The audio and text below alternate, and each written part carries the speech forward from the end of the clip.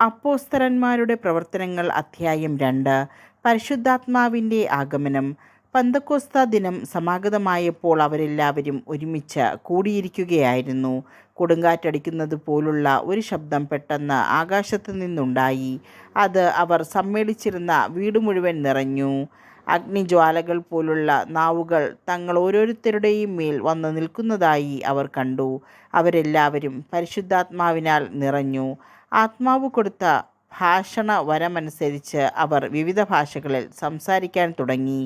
ആകാശത്തിൻ കീഴുള്ള സകല ജനപദങ്ങളിലും നിന്ന് വന്ന ഭക്തരായ യഹൂദർ ജെറുസലേമിൽ ഉണ്ടായിരുന്നു.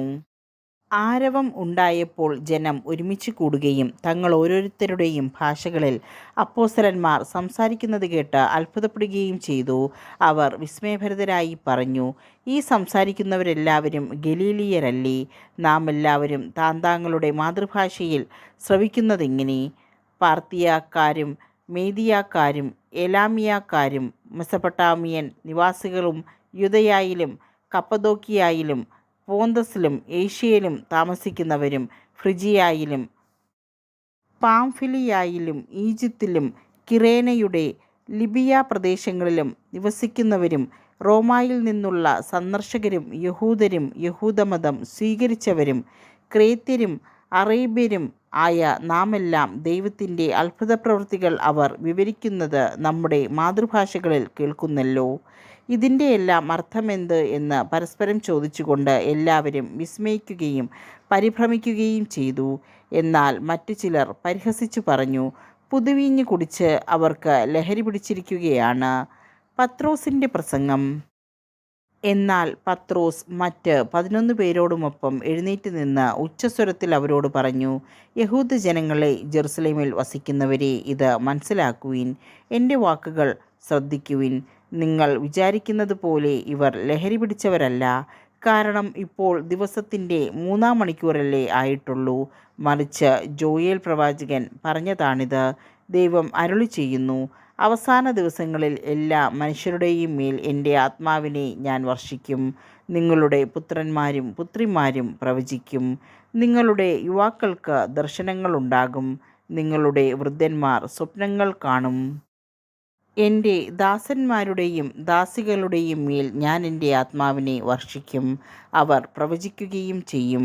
ആകാശത്തിൽ അത്ഭുതങ്ങളും ഭൂമിയിൽ അടയാളങ്ങളും ഞാൻ കാണിക്കും. രക്തവും അഗ്നിയും ധൂമപടലവും.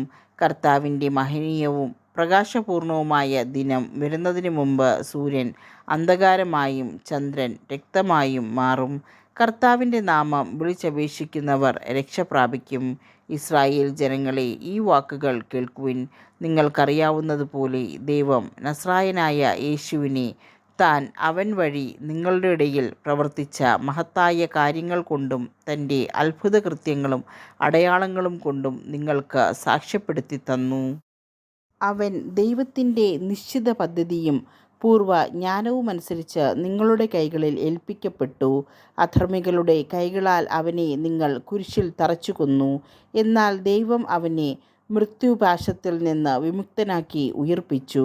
കാരണം അവൻ മരണത്തിൻ്റെ പിടിയിൽ കഴിയുക അസാധ്യമായിരുന്നു. ദാവീദ് അവനെക്കുറിച്ച് പറഞ്ഞിരിക്കുന്നു, ഞാൻ കർത്താവിനെ എപ്പോഴും കൺമുമ്പിൽ ദർശിച്ചിരുന്നു. ഞാൻ പതറിപ്പോകാതിരിക്കാൻ അവിടുന്ന് എൻ്റെ വലതുവശത്തുണ്ട്. എൻ്റെ ഹൃദയം സന്തോഷിച്ചു, എൻ്റെ നാവ് സ്തോത്രമാലപിച്ചു. എൻ്റെ ശരീരം പ്രത്യാശയിൽ നിവസിക്കും. എന്തെന്നാൽ എൻ്റെ ആത്മാവിനെ അവിടുന്ന് പാതാളത്തിൽ ഉപേക്ഷിക്കുകയില്ല. അവിടുത്തെ പരിശുദ്ധൻ ജീർണിക്കാൻ അവിടുന്ന് അനുവദിക്കുകയുമില്ല. ജീവൻ്റെ വഴികൾ അവിടുന്ന് എനിക്ക് കാണിച്ചു തന്നു. തൻ്റെ സാന്നിധ്യത്താൽ അവിടുന്ന് എന്നെ സന്തോഷഭരിതനാക്കും. സഹോദരരെ, ഗോത്രപിതാവായ ദാവീദിനെക്കുറിച്ച് നിങ്ങളോട് ഞാൻ വ്യക്തമായി പറഞ്ഞുകൊള്ളട്ടെ. അവൻ മരിക്കുകയും സംസ്കരിക്കപ്പെടുകയും ചെയ്തു. അവൻ്റെ ശവകുടീരം ഇന്നും നമ്മുടെ ഇടയിൽ ഉണ്ടല്ലോ. അവൻ പ്രവാചകനായിരുന്നു. തൻ്റെ അനന്തരഗാമികളിൽ ഒരാളെ തൻ്റെ സിംഹാസനത്തിൽ ഉപവിഷ്ടനാക്കുമെന്ന് ദൈവം അവനോട് ചെയ്ത ശപഥം അവൻ അറിയുകയും ചെയ്തിരുന്നു. അതുകൊണ്ടാണ് അവൻ പാതാളത്തിൽ ഉപേക്ഷിക്കപ്പെട്ടില്ല. അവൻ്റെ ശരീരം ജീർണിക്കാൻ ഇടയായതുമില്ല എന്ന് ക്രിസ്തുവിൻ്റെ പുനരുത്ഥാനത്തെ മുൻകൂട്ടി ദർശിച്ചുകൊണ്ട് അവൻ പറഞ്ഞത്. ആ യേശുവിനെ ദൈവം ഉയർപ്പിച്ചു. ഞങ്ങളെല്ലാവരും അതിന് സാക്ഷികളാണ്.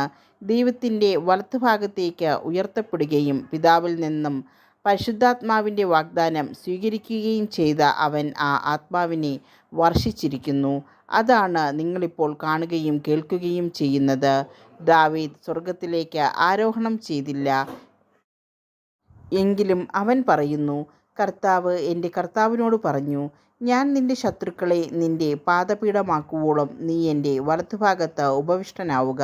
അതിനാൽ നിങ്ങൾ കുരിശിൽ തറച്ച യേശുവിനെ ദൈവം കർത്താവും ക്രിസ്തുവുമാക്കി ഉയർത്തി എന്ന് ഇസ്രായേൽ ജനം മുഴുവനും വ്യക്തമായി അറിയട്ടെ.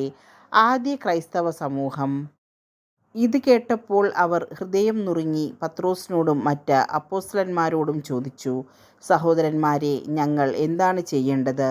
പത്രോസ് പറഞ്ഞു, നിങ്ങൾ പശ്ചാത്തപിക്കുവിൻ. പാപമോചനത്തിനായി എല്ലാവരും യേശുക്രിസ്തുവിൻ്റെ നാമത്തിൽ സ്നാനം സ്വീകരിക്കുവിൻ. പരിശുദ്ധാത്മാവിൻ്റെ ദാനം നിങ്ങൾക്ക് ലഭിക്കും. ഈ വാഗ്ദാനം നിങ്ങൾക്കും നിങ്ങളുടെ സന്താനങ്ങൾക്കും വിദൂരസ്ഥർക്കും നമ്മുടെ ദൈവമായ കർത്താവ് തൻ്റെ അടുക്കിലേക്ക് വിളിക്കുന്ന എല്ലാവർക്കുമുള്ളതാണ്.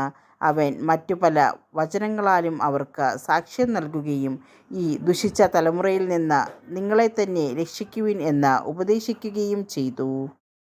അവൻ്റെ വചനം ശ്രവിച്ചവർ സ്നാനം സ്വീകരിച്ചു. ആ ദിവസം തന്നെ 3000-ഓളം ആളുകൾ അവരോട് ചേർന്നു. അവർ അപ്പോസ്തലന്മാരുടെ പ്രബോധനം, കൂട്ടായ്മ, അപ്പം മുറിക്കൽ, പ്രാർത്ഥന എന്നിവയിൽ സദാ താൽപ്പര്യപൂർവ്വം പങ്കുചേർന്നു. എല്ലാവരിലും ഭീതി ഉളവായി. അപ്പോസ്തലന്മാർ വഴി പല അത്ഭുതങ്ങളും അടയാളങ്ങളും സംഭവിച്ചു. വിശ്വസിച്ചവർ എല്ലാവരും ഒറ്റ സമൂഹമാവുകയും തങ്ങൾക്കുണ്ടായിരുന്നതെല്ലാം പൊതുവായി കരുതുകയും ചെയ്തു. അവർ തങ്ങളുടെ സ്വത്തുക്കളും വസ്തുവകകളും വിറ്റ് ആവശ്യാനുസരണം എല്ലാവർക്കുമായി വീതിച്ചു.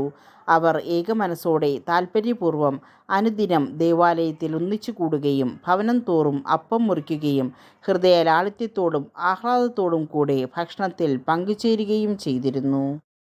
അവർ ദൈവത്തെ സ്തുതിക്കുകയും എല്ലാ മനുഷ്യരുടെയും സംപ്രീതിക്ക് പാത്രമാവുകയും ചെയ്തു. രക്ഷ പ്രാപിക്കുന്നവരെ കർത്താവ് അവരുടെ ഗണത്തിൽ പ്രതിദിനം ചേർത്തുകൊണ്ടിരുന്നു.